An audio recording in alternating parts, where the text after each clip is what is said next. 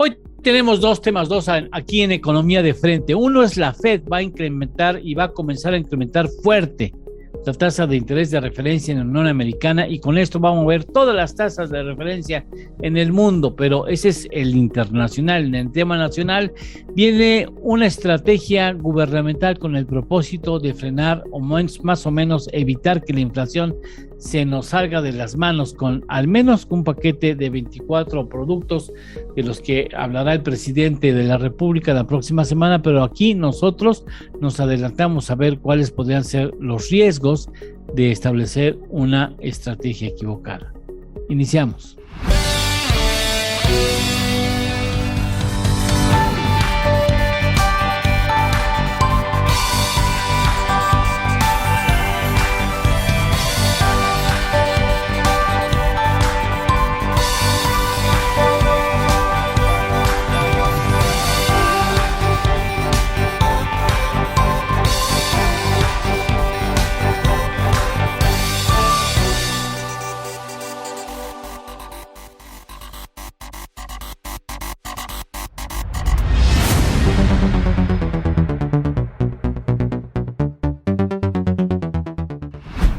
Muchos temas que discutir, así es que saludo con mucho agrado y respeto a Carlos Alberto Martínez y a Ernesto Félix Santoscoy.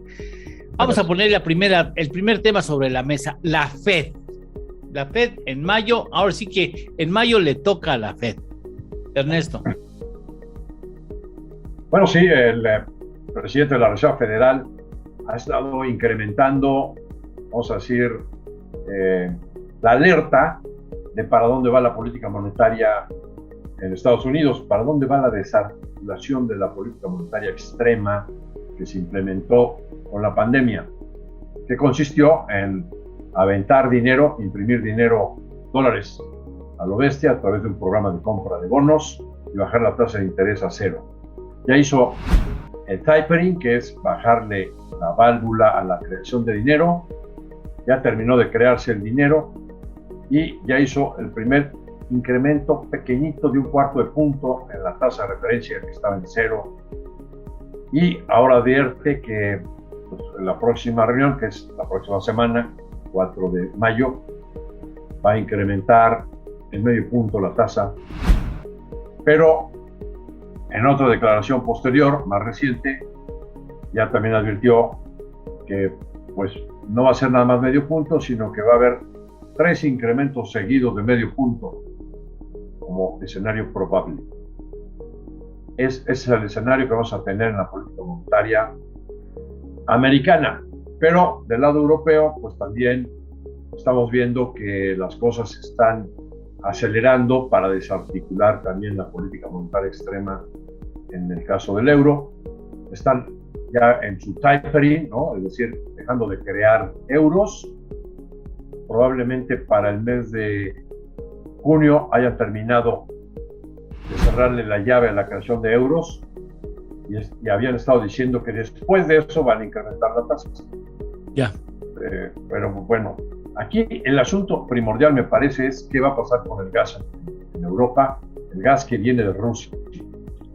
Si las cosas siguen mal con lo de las masacres en Mariupol y en otras ciudades y le tienen que cerrar a Rusia la ventana para que siga surtiendo de gas a Europa, eso es un harakiri, pues entonces el precio del gas se dispara. Del otro lado está China, con 40 ciudades en confinamiento social extremo, y se ha venido prolongando esto. ¿Hay algún comentario ahí que nos hiciste que vale la pena que nos comentes tú, Eduardo, de lo que está pasando en China? Sí, que están poniendo rejas en las entradas a los edificios, o sea, jaulas, o sea, si tú te desesperas y dices, me vale, te sales del edificio y te encuentras con una jaula, no puedes salir, o sea, podrás salir hasta donde la jaula lo permita. Yo creo que aquí una de las cosas que hay es la que no quiere aceptar de manera autocrática China.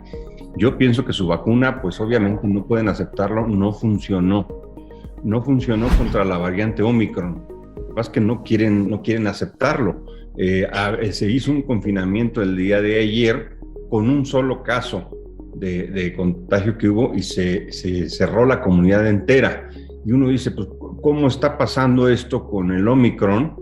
Que es una variante que pues nos ha dado a todos, me apunto, y sí, realmente pues no fue una gran cosa, ¿no? Entonces, yo pienso que su vacuna no funcionó, y bueno, pues esto está generando un tema. Ahora, volviendo al tema de las tasas y demás, hay gente que dice, y hay analistas que piensan que Estados Unidos entró tarde. Sí o no, yo pienso que uno de los grandes problemas que hay ahorita de la inflación tan alta es que es el gran problema ahorita a nivel de Estados Unidos y a nivel mundial. No podemos hablar de estanflación en Estados Unidos porque Estados Unidos está creciendo y creciendo fuerte, sí, pero con una inflación muy alta. Otras regiones sí, quizá Europa sí entre a una estanflación o a un crecimiento muy marginal y altas tasas de inflación. Ahora, este proceso dispar que estamos generando va a hacer que el lado, digamos, de la inflación, los precios tan altos que estamos observando en México y en el mundo, se deben fundamentalmente por el lado de la oferta. Sin embargo, hay quien piensa que también la restricción monetaria que impactaría el lado de la demanda, sí nos está afectando de manera severa. Si el problema de la inflación en Estados Unidos persiste, yo sí pienso que estaríamos viendo tasas en Estados Unidos de alrededor del 3 o 4% hacia el año que entra. Es una tasa pues alta para lo que hemos visto en la última década, Eduardo y Ernesto, porque estamos acostumbrados en los últimos 10 años a ver tasas de interés en Estados Unidos ridículas, del 0%, del 1%, y ya se nos olvidó que Estados Unidos ha tenido tasas de interés del 4, del 5, del 6% históricamente. El problema es que sí, ya nos acostumbramos.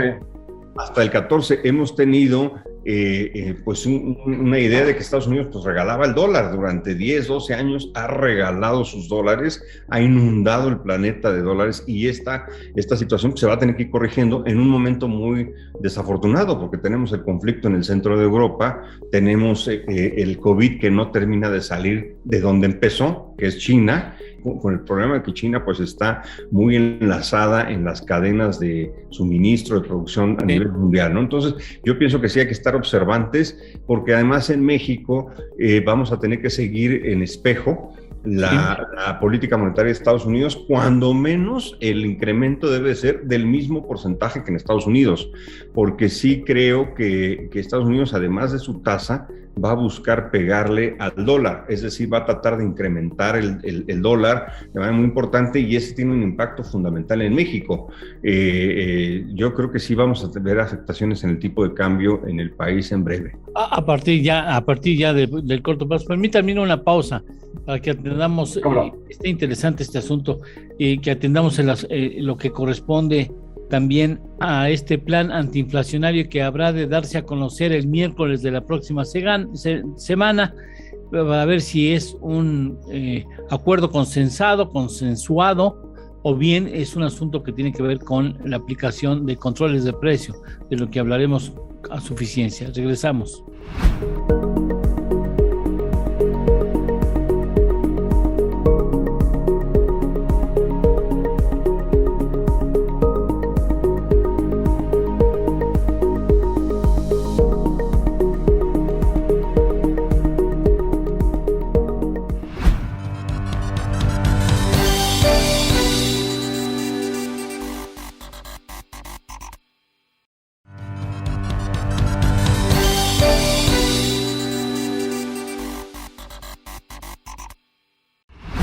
Controles de precio o consenso de un acuerdo antiinflacionario. ¿Qué les gusta? Ahora comenzamos con Carlos Alberto Martínez.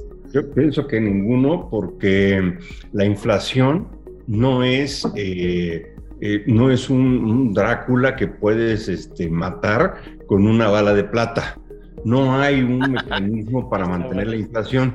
El innombrable Salinas de Gortari y su antecesor Miguel de la Madrid asistieron, recordarán, a pactos de estabilidad económica en donde se sentó al sector privado, por cierto, con quien se tenía una muy buena relación, y se sentó al sector laboral, que también había, digamos, una buena relación. Fueron dos gobiernos que pudieron mantener relaciones positivas tanto con los trabajadores como con el capital.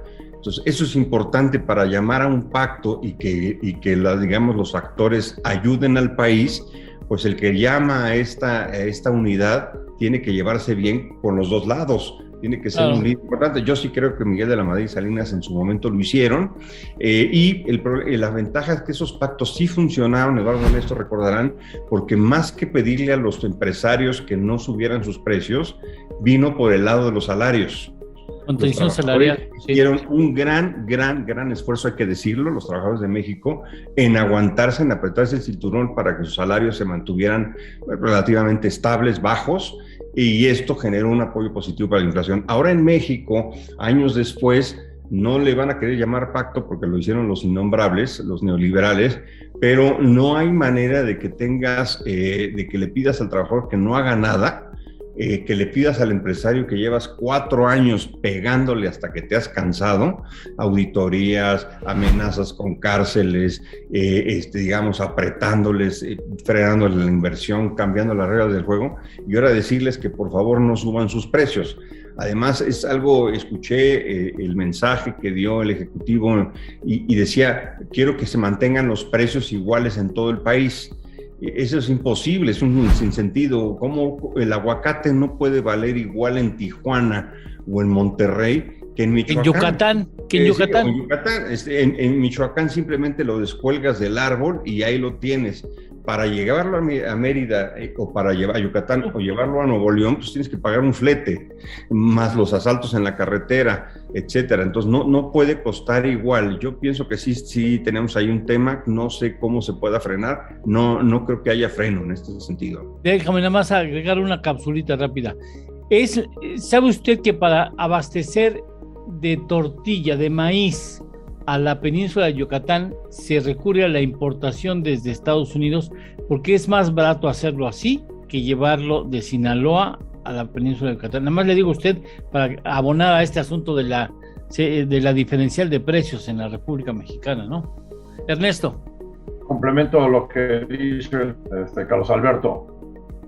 Los pactos era sentar en la mesa al gobierno federal, al sector laboral, a los sindicatos, a los campesinos y a los empresarios. A todos. ¿Bien?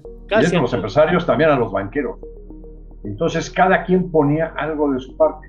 Por un lado estaban las medidas ortodoxas, había que bajar el déficit fiscal, el endeudamiento, el exceso de gasto del gobierno. Eso es la parte monetaria también. Y esta cuestión de los pactos eran medidas que se llaman en economía heterodoxas, pero que bajar las expectativas. Entonces, cada uno de estos sectores ponía algo de su parte. El gobierno, me acuerdo, el secretario de Hacienda, Pedro Aspe, bajó en varias ocasiones la tasa del IVA y con eso logró mayor recaudación, ¿no? Los trabajadores, como dijo Carlos Alberto, se aguantaron en los salarios. Los campesinos también pusieron de su parte para no incrementar los precios de los productos agrícolas, pero recibieron financiamiento. Entonces, así cada quien puso algo de su parte. Pero recibió algo a cambio. Recibió algo a cambio. Y sí se logró, con el apoyo de la parte ortodoxa, más esta cuestión heterodoxa, ir bajando la inflación.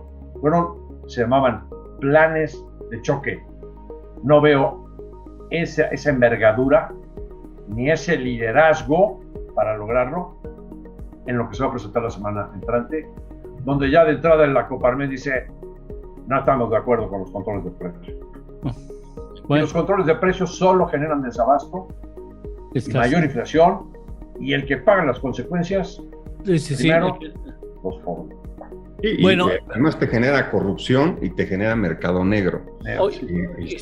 Bueno, pero no sabemos hasta la fecha, le voy a hacer de abogado del diablo, no sabemos hasta la fecha en qué sentido viene este esfuerzo del gobierno federal. Suponemos o debemos de suponer que no es solamente o no es solamente el control de precios el que estaría establecido por el gobierno federal, aunque me parece muy bueno lo que aporta Ernesto Fales Santos Coy, donde dice que imagínate que bajaran el IVA. Pues, bajar el IVA, que ojalá haya un ajuste fiscal, pero como ya no hay dinero, pues se va a poner de ambientazo, ¿no? Porque aunque el balance se ve positivo, el balance se ve bien, ya sabemos que la parte abajo de la política fiscal en México viene muy mal. El impacto del gasto público en el crecimiento es nulo. Simplemente todo el gasto que existe de gobierno no va al crecimiento, no va a impulsar, digamos, el crecimiento en ninguna parte. Entonces sí la debilidad de las finanzas públicas es muy fuerte. Debilidad no nada más recaudatoria, sino debilidad en su impacto, en su fuerza que un gasto público tiene en cualquier parte del mundo. Pues imagínense todo el dinero que se recauda de la sociedad, tras devolverlo a la economía, es muy fuerte. En México no le veo que el gasto público mexicano en este momento tenga esa fuerza. Continuamos con este tema después de una pausa.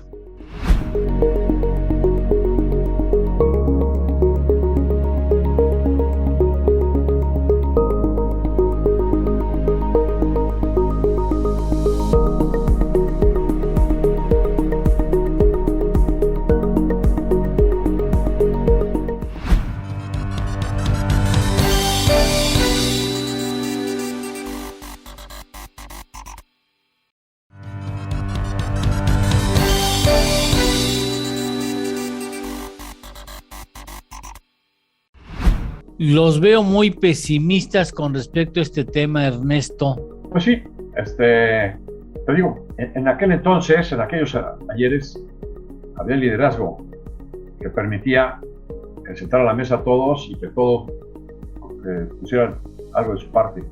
Pero además el gobierno estaba haciendo su esfuerzo del otro lado. Aquí, pues el gasto va a seguir, un gasto clientelar, ¿no? Una política recaudatoria e intimidatoria, ¿no?, contra los grandes contribuyentes, una política hacia la inversión privada pues totalmente pues, poco amigable, ¿no? Más bien espanto, ¿no?, hacia la inversión, la inseguridad hasta arriba.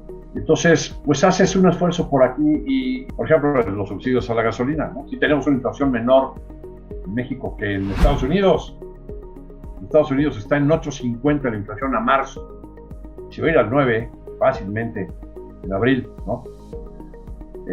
Cuando conozcamos esa cifra.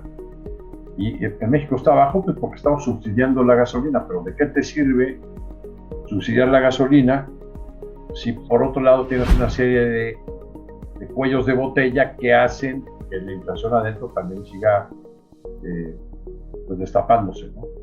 Como es lo que sí estás generando, pero en eso lo que sí estás generando es un gasto innecesario de 400 millones de pesos diarios por día, lo que el gobierno está dejando de recibir o dejando de utilizar en otras cosas, vacunas, medicinas, lo que tú quieras, bacheo, seguridad.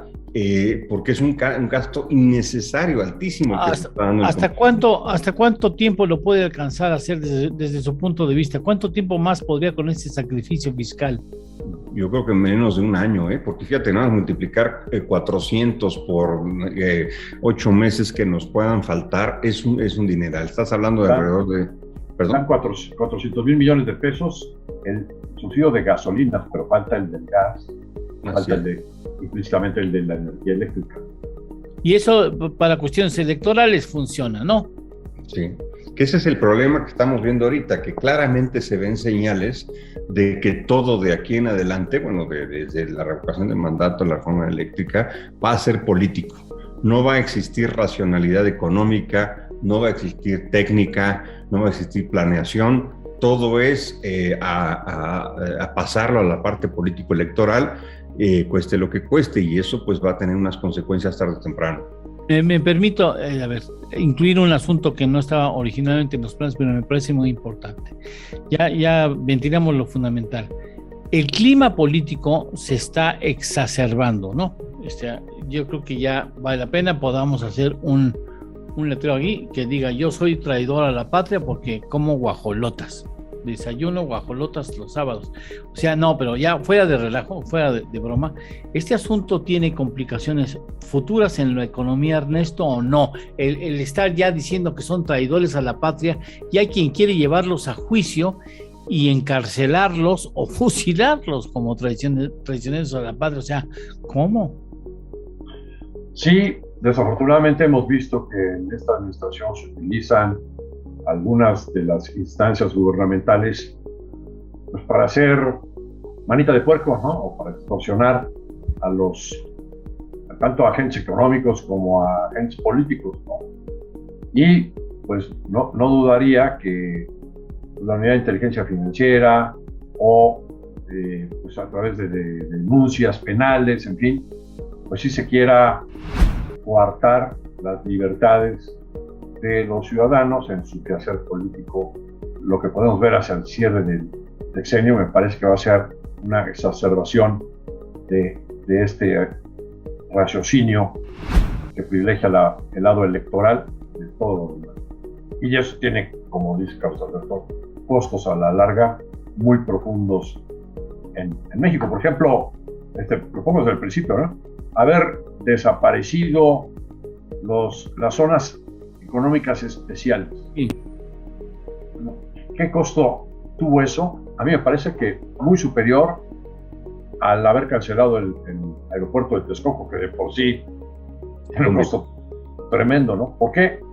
Porque se pudo haber captado inversión, dicen los que saben del tema, los que estaban metidos en el proyecto. Tengo una sobrina que estaba adentro de ese proyecto. Pues sí, se podrían haber captado unos 150 mil millones de dólares. ¡Wow! En este sexenio, en esas zonas económicas especiales, donde estaban además ubicadas en el sureste, claro, donde es indispensable que haya mayor equidad. Y con desaparecerlas, pues estás condenando de nueva cuenta a esa región del país a la miseria.